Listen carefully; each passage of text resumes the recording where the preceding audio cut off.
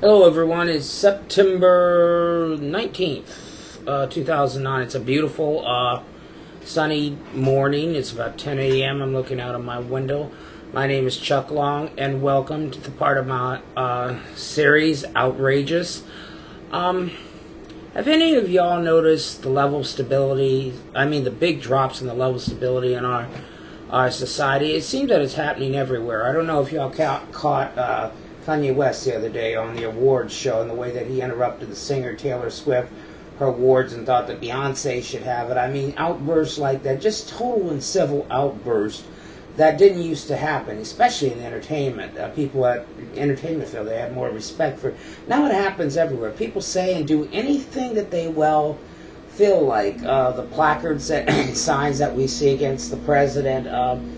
The congressman yelling out the other day, you lied, in a presidential, not meeting, but joint session of Congress is what I'm trying to say.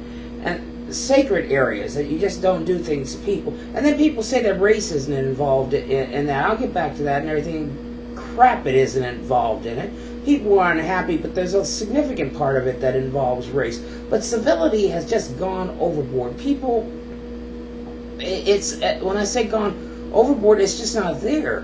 When I was growing up in our neighborhoods, people looked after their kids, they talked to each other, they were courteous.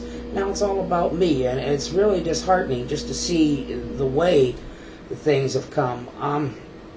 I see the most recent trends as really disturbing, especially the attitudes towards our new president, Barack Obama. And to say that race isn't involved in that is a perverse misunderstanding of human psychology. People are unhappy about events that are going on in their lives, in the economy, and that types of thing. But to say that some of this stuff hasn't brought out the worst, the idiots, the wackos, the fringe, the racists, everything, is just not true. The other day on Morning Joe Scarborough, he was talking about that, and they like to disavow that. Well, sometimes it's very easy for a Caucasian or a white person to disavow the element of race in something, and especially the Republican Party, because that's a screwed up group anyways, and so, there's nothing much you can say about them. Their whole intellect is twisted as a group, but he happens to be a Republican, and that's cool, but they spend a lot of time justifying their reasons for things. And I don't know how long or how far you can go in justifying and saying that race isn't involved in this. He said that are you telling me at these town hall meetings and stuff that these people are just not upset about what's going on in society? Number one, in those meetings, in those town hall meetings, whether they were the original ones that were designed by Republicans or the ones that were spontaneous, or the ones for the congressmen over the August recess and the senators over those recess. The people that were carrying those outrageous placards, many of them denoting racial expressions and actions which should be carried out, were not the people that voted for Barack Obama, most likely. Even if Barack's popularity dropped from 70 to 50%, and stuff, those people are not going to automatically become racist. They're just upset at the president and his popularity. So the people that were carrying those signs already had fixed agendas. So yes, there is that element within our society. To what degree? I don't know. We elected a black president, so the fact is that obviously it's working its way through our society, but we still have a lot of problems with it.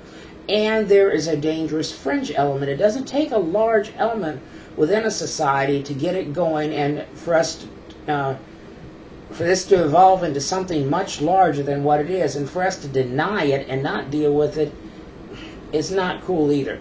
Now, on the timing of Carter's reference to him, his problems, President Barack Obama, his problems dealing with some of these issues and people's reaction to him because he is a black man, that's very true. What is the birthers except a racist movement? I mean, that's silly in the face of overwhelming evidence that a man was born in this country that is president.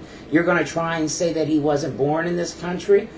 Why do 90% of the people in the North believe that he was born in this country and 47% of the people in the South not believe that he was born in this country? It's a racial issue, and we know it. And it's also enacted and reacted through the way that we act in our civil compliance.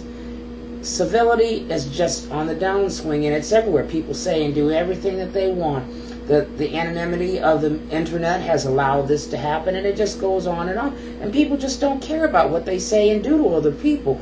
And this is sad. I think we're on a downward slouch in this society if we don't get a grip on this and stop ignoring it. The Republican Party obviously wants it to be ignored because they don't think that anything is wrong with what they do. Those are some mixed up folks, okay? That's the only way, and that's the nice way to say it. I've got other comments about them that I don't want to bring out here. But my whole point is civility, whether it's towards the president or anyone, stuff needs to come back to this country. We didn't act, when I was growing up in the 60s, we did not act this way. People did not get out and show their ass in public like they do today. And they don't even care. And what they do is they become superstars after they've acted like this. And then they act like there's nothing wrong about it. And people send them money. They get on the front pages of things. They get on the news, everything. And they become more popular. And they think that's okay. I don't know. To me, it's twisted logic. You tell me. I'm going to talk a little more about this later. But for now, thanks. I'm going to run and do some errands and everything. But I wanted to hook this up. Now, remember my new blogs, which are up and running now, in the fire, not in the fire, in the belly of the fire, .info. Oh, not in the belly of the fire, sorry. Fireinthebelly.info. I forgot about my own new blog. Fireinthebelly.info. That follows Raising the Grog as a social media site. And I've also got the new one now called mailspeak.com, and that originates from the conflictedmail.com.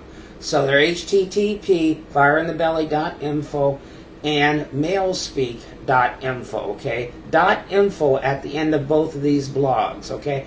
Now, the Outrageous series that I'm working on is more geared towards my Mailspeak, but some of the things that we talk about, like the one I just did here, I'll include in my Outrageous series, because I'll be saying some things that I probably wouldn't put on my blog. Now, this one was calm and collected and everything, but I get a little carried away at times, so that's why I call it the Outrageous series. But make sure you tune into it, okay? And go to my blogs, fireinthebelly.info and mailspeak.com. See you later. Bye-bye.